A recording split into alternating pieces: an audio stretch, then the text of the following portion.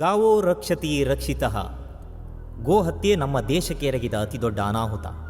ಬ್ರಿಟಿಷರು ಭಾರತದ ಮೇಲೆ ಆಕ್ರಮಿಸಿದಾಗ ಅವರು ಕಂಡಂಥ ಅಚ್ಚರಿಯ ಸಂಗತಿಯೇ ಭಾರತದ ಗುರುಕುಲ ಪದ್ಧತಿ ಹಾಗೂ ಕೃಷಿ ಪದ್ಧತಿ. ಭಾರತದ ಪ್ರಗತಿದಾಯಕ ವ್ಯವಸ್ಥೆಯನ್ನು ಹಾಳು ಮಾಡಲು ರೂಪಿಸಿದ ವ್ಯವಸ್ಥೆಯೇ ಈ ಗೋಹತ್ಯೆ. ಇದಕ್ಕಾಗಿಯೇ ಕ್ರಿಸ್ತಶಕ 1760ರಲ್ಲಿ ರಾಬರ್ಟ್ ಕ್ಲೈವ್ ಕಸಾಯಿಖಾನೆಗಳನ್ನು ಆರಂಭಿಸ್ತಾನೆ. ದಿನಕ್ಕೆ 20,000 ಗೋವುಗಳಂತೆ ಕಟುಕರ ಆಯುಧಕ್ಕೆ ಆಹಾರವಾಗುತ್ತಿದ್ದವು. ಗೊಬ್ಬರಕ್ಕೆ ಸಗಣಿ ಇಲ್ಲ, ಕ್ರಿಮಿನಾಶಕ್ಕೆ ಗೋಮೂತ್ರವಿಲ್ಲದೆ ಕೃಷಿ ಭೂಮಿ ಕಂಗಾಲಾಗಿ ರಾಸಾಯನಿಕ ಗೊಬ್ಬರಗಳಿಗಾಗಿ ಇಂಗ್ಲೆಂಡ್ನ ಬಾಗಿಲು ತಟ್ಟುವಂತಾಯಿತು. ಈ ರೀತಿ ಯೂರಿಯಾ ಪಾಸೆಟ್ನಂತಹ ರಾಸಾಯನಿಕ ಗೊಬ್ಬರಗಳು ಭಾರತವನ್ನು ಪ್ರವೇಶಿಸಿತು. ದಿನಗಳು ಉರುಳಿದಂತೆ ಭಾರತದಲ್ಲಿ ಗೋಹತ್ಯೆ ಹೆಚ್ಚಾಗುತ್ತಾ ಹೋಯಿತು. ಅವರವರ ಸ್ವಾರ್ಥಕ್ಕಾಗಿ, ಲಾಭಕ್ಕಾಗಿ ಗೋವುಗಳ ಮೇಲೆ ಇಂದಿಗೂ ನಿರಂತರ ಆಕ್ರಮಣ ನಡೆಯುತ್ತಲೇ ಇದೆ. ಮಾತೃಪೂಜಿತೆ ಪಿತೃಪೂಜಿತೆ ಎಂಬ ಶ್ಲೋಕವನ್ನು ಡಾಂಬಿಕವಾಗಿ ಪಠಿಸುತ್ತಾ ಬಂದಿದ್ದೇವೆ. ಹಾಲು, ಮೊಸರು, ತುಪ್ಪ, ಬೆಣ್ಣೆ ಅಂತ ಉಪಯುಕ್ತ ಅಂಶಗಳನ್ನು ದೇಹದಲ್ಲಿ ಅಡಗಿಸಿಕೊಂಡ ಗೋಮಾತೆಯ ಮೇಲೆ ನಾವುಗಳು ವಿಷವನ್ನು ಕಾರುತ್ತಿದ್ದೇವೆ. ಶಿಕ್ಷಿಸುವವರು ಒಬ್ಬರಾದರೆ ರಕ್ಷಿಸುವವರು ಒಬ್ಬರಿರುತ್ತಾರೆ ಎಂಬುದಕ್ಕೆ ಗೋಪಿಯಂತಹ ನಿಷ್ಕಲ್ಮಶ ವ್ಯಕ್ತಿಯೇ ಈ ಕಥೆಯ ಕೇಂದ್ರ ಬಿಂದು. ಶುದ್ಧ ಮನಸ್ಕನಿಗೆ ದೇವರ ನುಡಿಯು ಆಲಿಸುವ ಶಕ್ತಿ ಇದೆ ಎನ್ನುವುದಕ್ಕೆ ಭಾನುವಿನ ಅಂತರಾಳದ ಮಾತುಗಳನ್ನು ಕೇಳಿಸಿಕೊಂಡ ಗೋಪಿಯೇ ಸಾಕ್ಷಿ. ಗೋವಿಗೆ ಭಾರತದಲ್ಲಿ ವಿಶೇಷವಾದ ಪ್ರಾಧಾನ್ಯತೆ ಇದೆ. ದೇಶದ ಉಳಿವಿಗಾಗಿ, ನಮ್ಮೆಲ್ಲರ ಭವಿಷ್ಯದ ಏಳಿಗೆಗಾಗಿ ಕಾಮಧೇನುವನ್ನು ರಕ್ಷಿಸೋಣ, ನಮ್ಮಲ್ಲಿರುವ ಕ್ರೂರ ರಾಕ್ಷಸತ್ವವನ್ನು ಬದಲಿಸಿಕೊಳ್ಳೋಣ ಎಂಬುದೇ ಈ ಕಥೆಯ ಸೃಷ್ಟಿಕರ್ತನ ಆಶಯ. ಬಾನು ಬಾನು ಬಾನು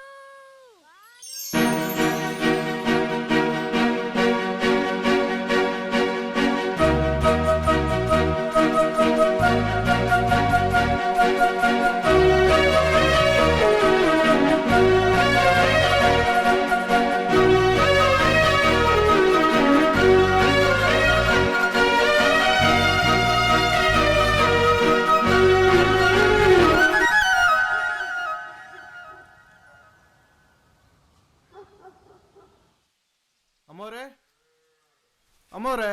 ಹಾ, ಬಂದೆ. ಏನು ಕೆಲ್ಸ ಎಲ್ಲ ಆಯ್ತಾ? ಕೆಲ್ಸ ಎಲ್ಲ ಆಯ್ತಮ್ಮೋರೆ. ಬಾನೊಂದ್ ಬಂದ್ರೆ ಆಯ್ತು. ಓ ಸರಿ, ಹಾಗಾದ್ರೆ ನೀನು ಹೊರಡು. ಆಯ್ತಮ್ಮ, ಬತ್ತೆ. ಸರಿ. ಅಲ್ಲ, ಈ ಗೋಪಿ ಎಲ್ಲೋದ?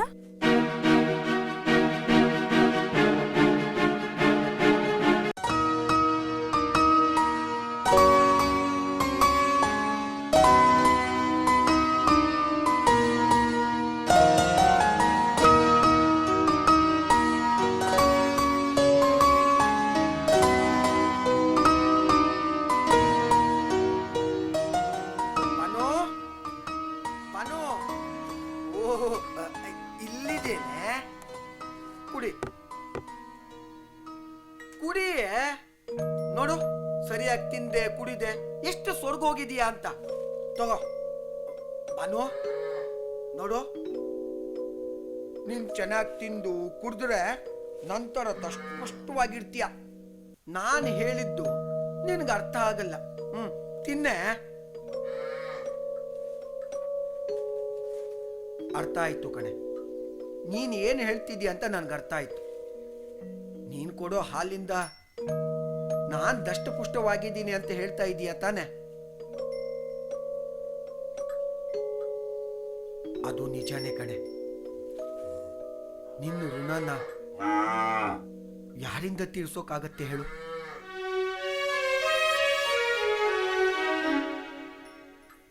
ಈ ಸತ್ಯ ಎಲ್ರಿಗೂ ಅರ್ಥ ಆಗ್ಬೇಕಲ್ಲ. ಕರ್ಮ. ಅಯ್ಯೋಯ್ಯೋ, ನಿನ್ನ ಹತ್ರ ಮಾತಾಡ್ತಾ ಇದ್ರೆ ನನಗ್ ಮನೆಗೆ ಹೋಗೋ ಕತ್ಲೆ ಆಗತ್ತೆ. ಭಾನು, ನಾಳೆ ಬರ್ತೀನಿ ಅಕ್ಕ. ಹಾ, ಕುಡಿ ಕುಡಿ, ಬೇಗ ಬೇಗ ಕುಡಿಯೇ. ಹಾ.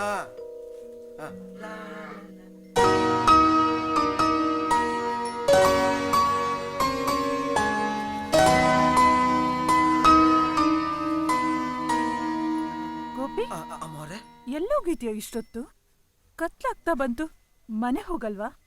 ಏನ್ ಪ್ರೀತಿನೋ ಆ ಭಾನು ಮೇಲೆ? ಅವಳ ಮೇಲೆ ಪ್ರಾಣನೇ ಇಟ್ಟಿದ್ಯಲ್ಲ.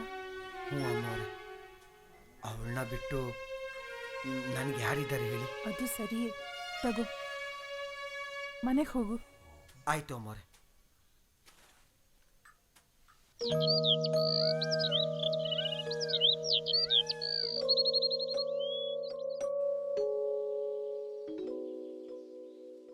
ರೀ, ಕಾಫಿ ತಗೊಳ್ಳಿ.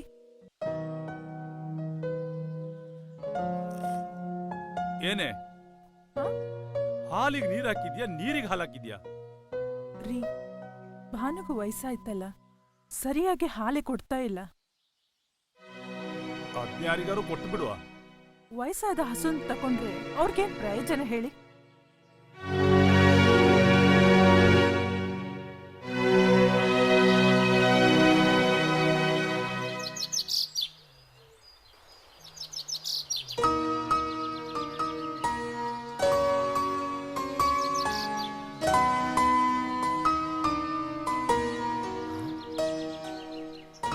ಅಯ್ಯೋಯ್ಯೋ, ಸೂರ್ಯ ನೆತ್ತಿ ಮೇಲೆ ಬಂದ್ಬಿಟ್ಟವನೆ.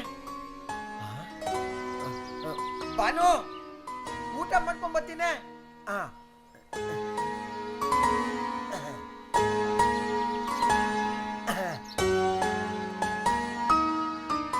ಬೇಗ ಬರ್ತೀನಿ.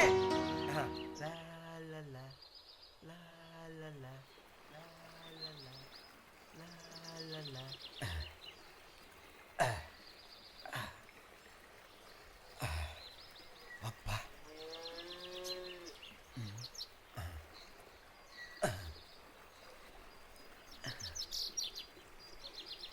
ಅನ್ನಪೂರ್ಣೇಶ್ವರಿ,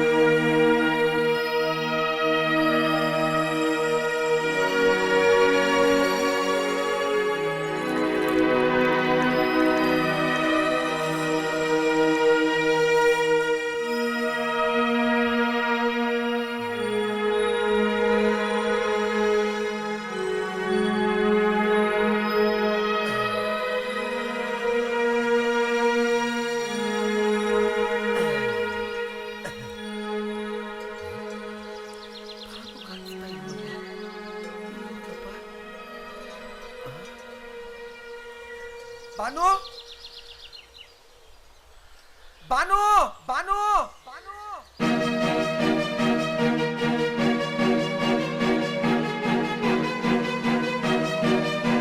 ಬಾನು, ಬಾನು, ಬಾನು, ಬಾನು.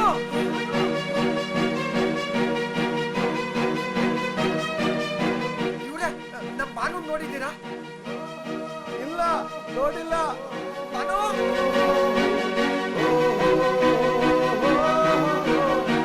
ಬಾನು, ಬಾನು, ಎಲ್ಲಿ ಹೋದ್ಲಪ್ಪ ಇವಳು? ಬಾನು, ಬಾನು, ಬಾನು, ಬಾನು, ಬಾನು, ಬಾನು, ಬಾನು, ಬಾನು, ಬಾನು,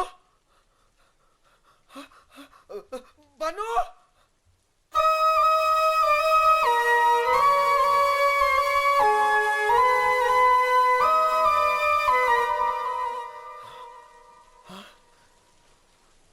ಬಾನು, ಬಾನು, ಎಲ್ಲೇ ಹೋಗಿದ್ದೆ ನೀನು? ನಿನಗೆ ಹುಡುಕಿ ಹುಡುಕಿ ಸಾಕಾಗೋಯ್ತು. ಬಾನು, ಇದೇನೇ ಇದು? ಬಾಸುಂಡೆ ಬರೋ ತರ ಹೊಡ್ತಿದ್ದಾರಲ್ವೇನೆ? ನನ್ನ ಮಾತೇ ಕೇಳಲ್ವಲ್ಲ ನೀನು? ಹೇ ಗೋಪಿ, ಅಣ್ಣ, ಈ ದನ ನಿಂದೆನಾ? ಹ್ಞೂ ಅಣ್ಣ, ಗೌಡ್ರ ಮನೆದು. ನೋಡೋ, ಎಷ್ಟು ಚೆನ್ನಾಗಿ ಬೆಳೆದಿದ್ ಗಿಡಗಳೆಲ್ಲ ಎಲ್ಲ ತಿಂದು ಹಾಳು ಮಾಡಿಬಿಡ್ತು ನಿನ್ ದನ. ಸರಿ ಸರಿ, ಕರ್ಕೊಂಡೋಗ ಬಿಚ್ಕೊಂಡ.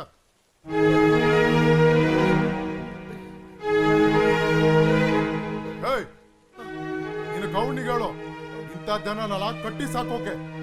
ಇನ್ನೊಂದ್ಸಲ ಈ ಜಾಗದ ಹತ್ರ ಬಂದ್ರೆ ಚಾರ್ಮ ಸುಲಿತೀನಿ. ಹೋಗ್.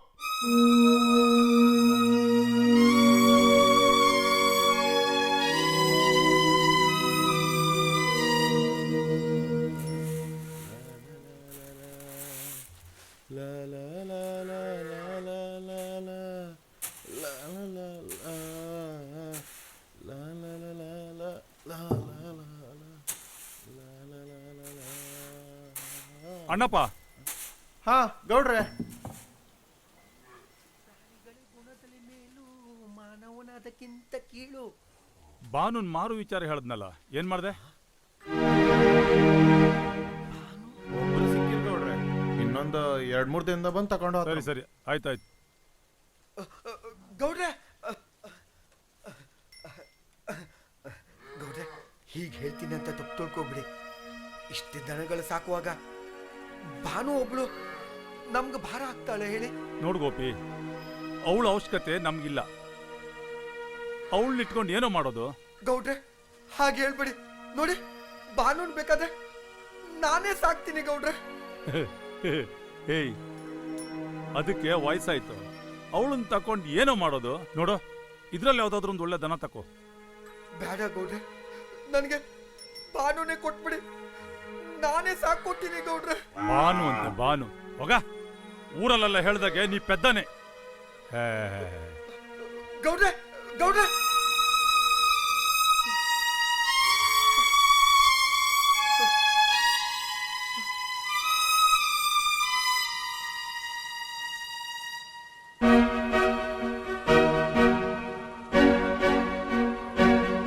ಗೋಪಿ, ಯಾರು? ನಾನ್ ಗೋಪಿ, ಭಾನು. ಭಾನು? ಯಾಕ್ ಗೋಪಿ ಈ ಕಣ್ಣೀರು?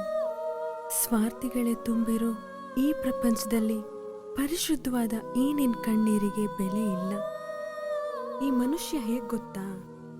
ಉಪಯೋಗ ಮುಗಿದ್ಮೇಲೆ ಎಲ್ರನ್ನೂ ಮೂಲೆಗೆಸಿತಾನೆ. ಈಗ ನಾನಾಗಿದ್ದು ಹಾಗೆ. ಈ ಮನುಷ್ಯರಿಗೆ ಮನ್ಸೇ ಇಲ್ಲ. ನಮ್ಮನ್ನ ಹೊಡಿತಾರೆ, ಬಡಿತಾರೆ, ಚಿತ್ರಹಿಂಸೆ ಕೊಟ್ಟು ಸಾಯಿಸ್ತಾರೆ.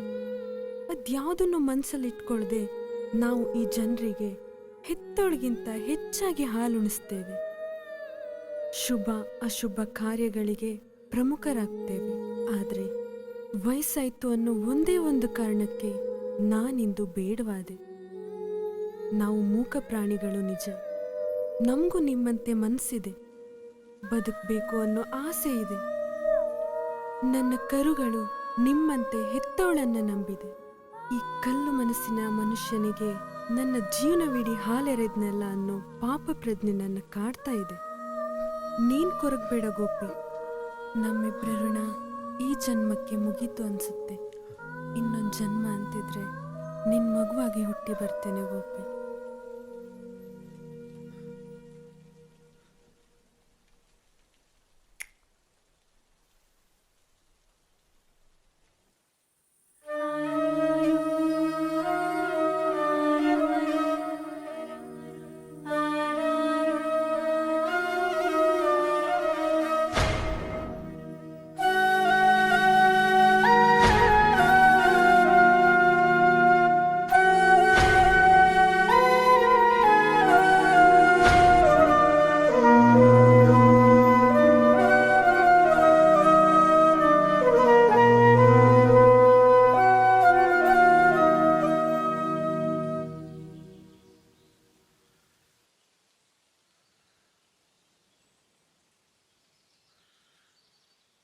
ಗೋಪಿ, ಹಾ, ಏನ ಇವತ್ತು ಇಷ್ಟ ತಡ ಹೊತ್ತಿದ್ದೆ? ಅದು ಸ್ವಲ್ಪ ಹೇಳಕ್ ಲೇಟ್ ಆಯ್ತು ಮರ್ಯ. ಅಯ್ಯೋ, ಅಲ್ಲಿ ಗೌಡ್ರ ಮನೇಲಿ ನೋಡಿದ್ರೆ ದನ ತಗೊಂಡೋಗಿ ಬಂದಿದ್ರು. ನೀ ನೋಡಿದ್ರೆ ಈಗ ಹೊತ್ತಿದೆ. ಹೋಗೋಗ್, ಬೇಗ ಹೋಗ್, ಬೇಗ ಹೋಗ್.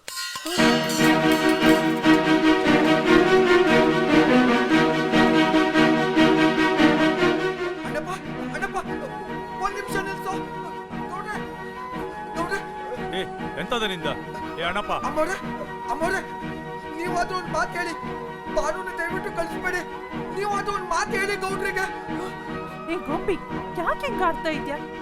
ನಿಂಗ್ ನಾವ್ ಹೇಳೋದು ಅರ್ಥ ಆಗ್ತಿಲ್ವಾ? ಅಮ್ಮವ್ರೆ, ಬಾನುನ ನಾನೇ ನೋಡ್ಕೊತೀನಿ ಅಂದ್ರು ನಿಮ್ಗೆ ಯಾಕೆ ಅರ್ಥ ಆಗ್ತಾ ಇಲ್ಲ ಅಮ್ಮವ್ರೆ? ಏ ಗೋಪಿ, ನಿನಗೇನ್ ದನ ಕೊಡಲ್ಲ ಅಂದೇನು? ಒಳ್ಳೆ ಹಾಲು ಕೊಡೋ ದನನೇ ಕೊಡ್ತೀನಿ ಅಂದೆ. ಅದು ಅಲ್ದೆ ಇದು ಇಂದು ನಾಳೆ ಸಾಯೋ ದನ.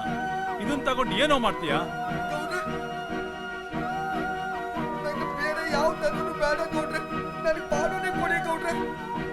ನೋಡಿ ಗೌಡ್ರೆ, ಅದು ಎಷ್ಟು ದಿನ ಬದುಕಿರುತ್ತೋ ಅಷ್ಟು ದಿನ ಬಾನುನ ನಾನೇ ನೋಡ್ಕೋತೀನಿ ಗೌಡ್ರೆ. ದಯವಿಟ್ಟು ಬೇಡ ಅನ್ಬೇಡಿ ಗೌಡ್ರೆ. ತಾಯಿ ಪ್ರೀತಿನ ನಾನು ಅವಳಲ್ಲಿ ಕಂಡವನು. ಅವಳು ಒಂದು ಕ್ಷಣ ಕಾಣಿಸಿಲ್ಲ ಅಂದ್ರೆ ನನಗೆ ಜೀವ ಹೋದಾಗತ್ತೆ ಗೌಡ್ರೆ.